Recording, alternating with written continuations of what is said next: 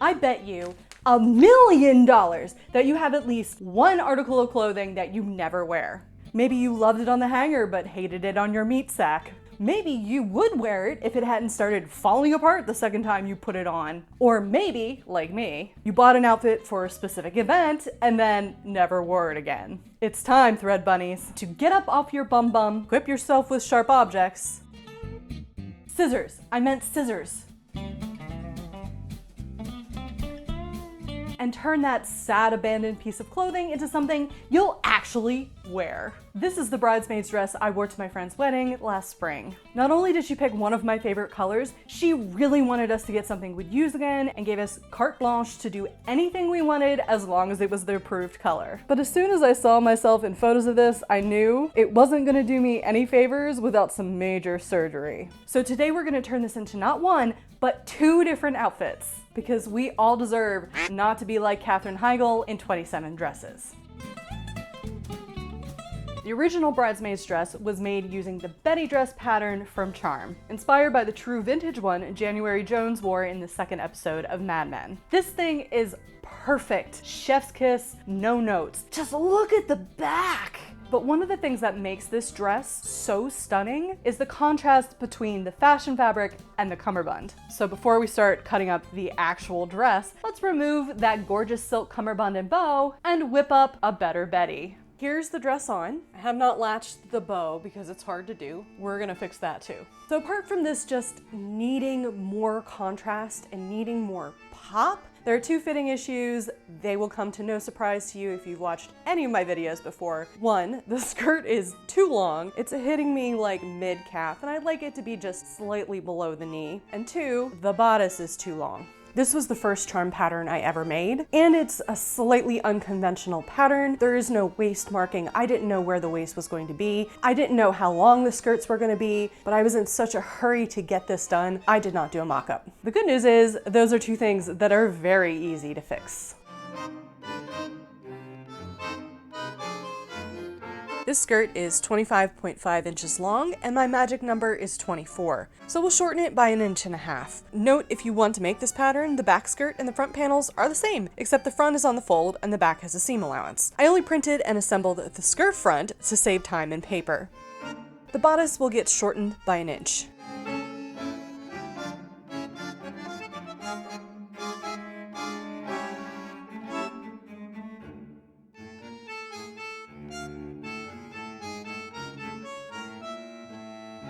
Here's the pretty fabric I picked to contrast the turquoise silk cummerbund. Ooh, pretty. But why do they do this to the selvages? If you want to be a little more economical in your cutting, you can cut the front skirt on the selvage instead of on the fold. Well, the non-giant branded unusable side of the selvage, anyway. Cutting the center back about 1 inch longer than the front to accommodate the junk in the trunk, then tapering that off to nothing at the side so my seams are still the same length. All the rest of the pieces fit on the remaining bit of fabric left over for the skirt. Well, almost. It's so tempting, y'all. It is so tempting. But I've got a ton of this fabric left over, and I think the center front will look better as a whole piece.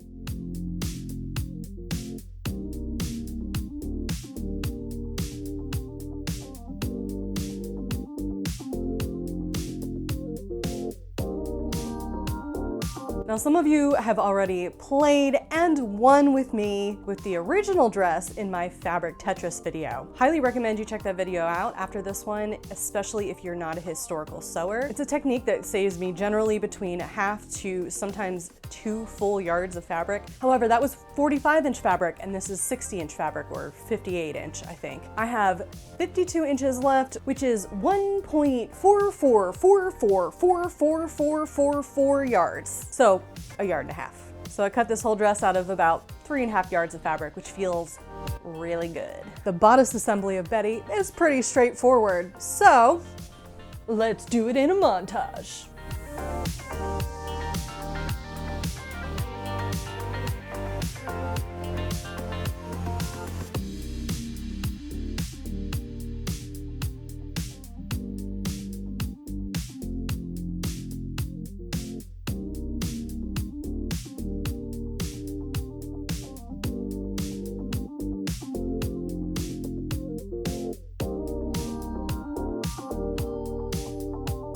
I'm opting to finish this neckline by hand instead of doing the clean finish method. It takes longer, but it gives you more control and is significantly less fiddly.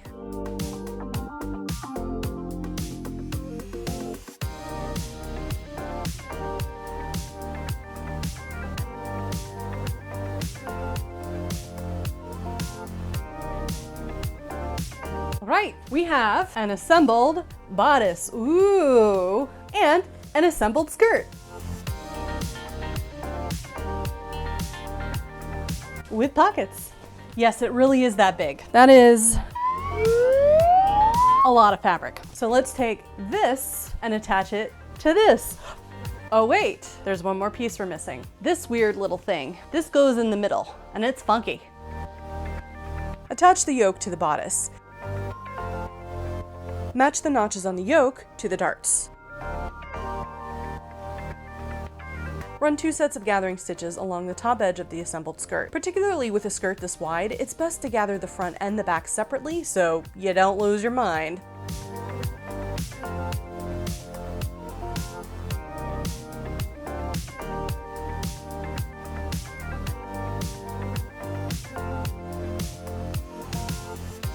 If we were following the directions, our next step would be to go assemble the cummerbund, assemble the bow, attach the whole thing to the dress before we do anything else. However, our cummerbund and bow is already assembled, and we're gonna do something sneaky with it. But before I show you the brilliant thing we're gonna do with the cummerbund, we need to go and do my personal bane. The zipper. Quick note on the zipper. The instructions have you buy a 22-inch zipper. On this dress, with such a low V in the back, the bottom of the zipper goes down to here. It goes down past the bum, okay? Unless you are very long or you're doing the pencil skirt, you don't need a zipper that long. Why make all that extra work for yourself? So I bought a 12-inch zipper to put on.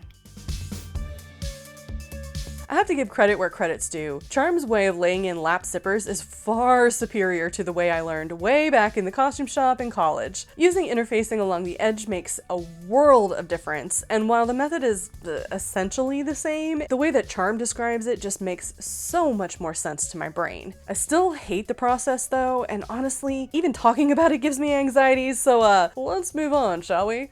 We are assembled. Gotta love the back. Hey, are you ready? Are you ready? Are you ready to rip? Ha ha ha! Future Jackie is very happy with past Jackie right now for hand sewing most of the cummerbund instead of machine sewing, making it much easier to rip apart. Hey you, if you're enjoying this video, how's about giving it a thumbs up and saying hello in the comments? These small things really go a long way into getting this video out, and as many of you have noticed, things really are not getting pushed out the way that they used to. Also, a huge thank you to everyone who's contributed over on Ko-fi. Donations aren't expected, but are always appreciated, and everything goes right back into creating content for you. So thank you so much for your support. I've linked below if you would like to contribute. Fun fact, if I take this silk cummerbund and attach it to this cotton dress, it will suddenly be dry clean only. I'm not about that. So instead of permanently sewing the cummerbund and the bow on this dress, we are going to give it a little bit of structure and make it removable so that we can wash this thing.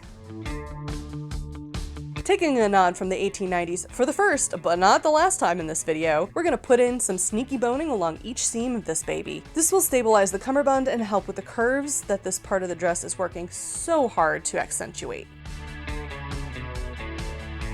All right, so here's how I worked the cummerbund. I've got the bow sewn to one side here, but slightly overlapped. And we've got hooks and eyes, some big skirt hooks and eyes that'll hook to close the cummerbund in the back. I ended up really preferring to have the end of the bow sewn here. So I'm gonna have to do a hook and eye in the back on the bow. I wanted to avoid this because it's hard to get on and off, but I think it looks a lot better when the bow isn't floppy. So the rest of the whole cummerbund will come off. You can't see them very well, which is good, but I've got hooks and eyes placed strategically all around the bodice of the dress. Obviously, I can't wear the dress without the cummerbund now, but why would you want to? Even in the front. Now, I did wear this already and decided I need to put another one here and here. So when you see the reveal and it's riding up, that's why I need to put another one in. All in all, I think this is going to be really helpful. I'm excited that I'm going to be able to wash this like a normal garment instead of having to deal with all of the dry cleaning nonsense. And let me know in comments if you would try this kind of handy detachable cummerbund. Now that our lovely Betty is complete, it's time to consider the cheap-ass quilting cotton. Hot! Ugh, I burned my tongue.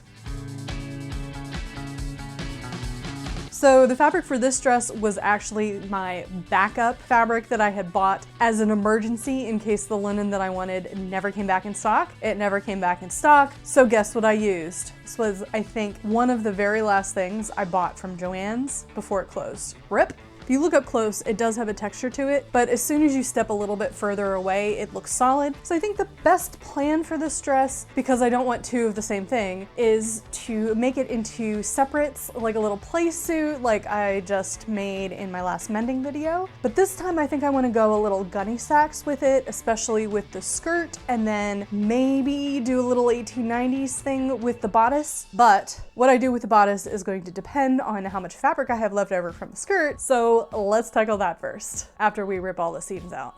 Because of the weird shape of the yoke, the top of the skirt is uneven. With that in mind, you want to cut up from the shortest edge to get a nice even rectangle.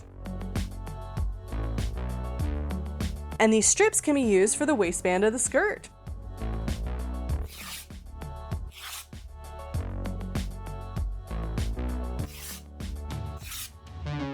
Alrighty, Humpty is officially back together again. This time with half the width as it was before, leaving us an entire skirt front to play with for the rest of the design. Now I'm fully aware that I have a much easier task using a dress like this as our base for the transformation. You're always gonna have more leeway if you're using something with a big ass skirt like this particular pattern has, especially if, like this Betty dress, the skirt is what we like to call an 18th century petticoat style, meaning it's just a straight rectangle. We're literally working with raw yardage here. If you're trying to make something out of something that's ready to wear or much more shaped, you're going to have less wiggle room, literally, to make your designs. I do plan to do at least 2 more videos in this vein of transformation, one with another cute vintage style dress, and one trying to make an Edwardian inspired lingerie blouse.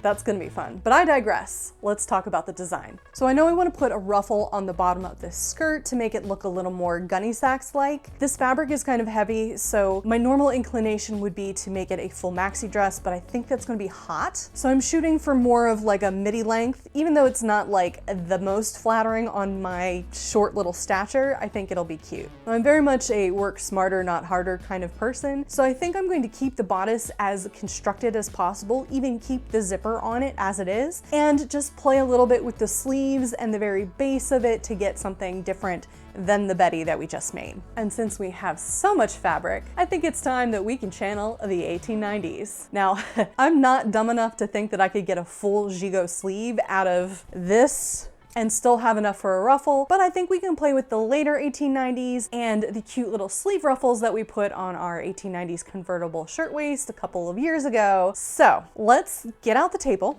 put those down, put that pattern down, and see what we have to work with. To get a decent ruffle, you need at least 2 times the circumference of whatever you're gonna put the ruffle on. 3 is better, 2.5 is better, but for our intents and purposes, we're gonna keep it at 2. This skirt is exactly the same width as the back that I used to make the skirt base, which logically means if we keep it in this configuration, I don't have to do any math, I just need to cut 2 strips this way. How wide the strips can be will depend on how much yardage we have, so first let's pin on those lovely 1890 sleeve ruffles and see how much we've got.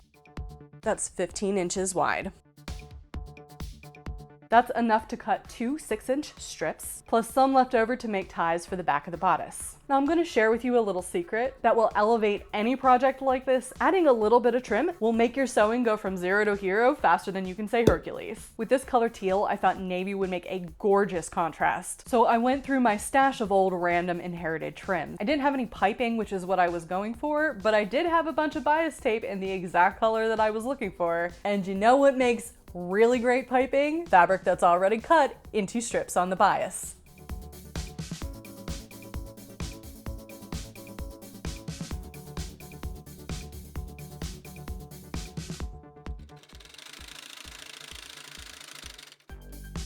And here's what the piping looks like on the edge of the sleeve. Doesn't that look sharp?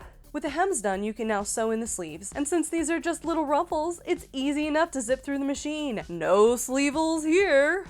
Here's where we're at. The skirt is finished. I have the piping on the bottom of the original skirt with the pretty little frill. I think that looks super cute. We have a nice flat waistband in the front, but it's stretchy in the back, so it's super comfy. And then here's where we're at with the bodice. We sewed the sleeves yesterday, and last night I went ahead and sewed all of the loose fabric together. And we're adding a little bit of the extra piping onto the neckline, which I think looks really nice. Now, admittedly, I have been goblin sewing most of this. One of the reasons this video exists is because on the last day of May, one of the major shelves in my closet collapsed, and it took 33 days for maintenance to come and fix it. I had to take everything out of my closet and put it in my 700 square foot apartment. So between that and the summer heat, I haven't had a lot of energy to film.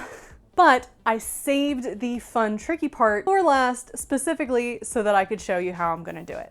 We're going to take those yoke pieces and turn them into strips for the base of the top.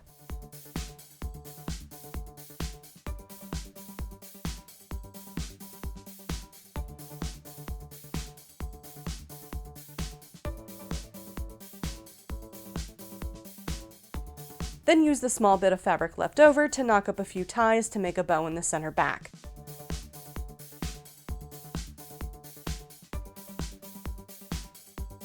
As for the zipper, first we'll cut it at the base of the bodice. Don't use your good sewing scissors for this. Then you can secure the end of the zipper by whipping over the teeth a good number of times with a strong needle and thread.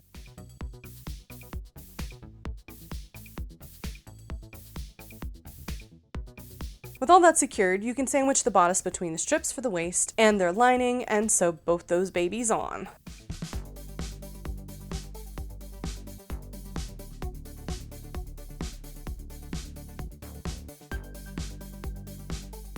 Then attach the ties to the back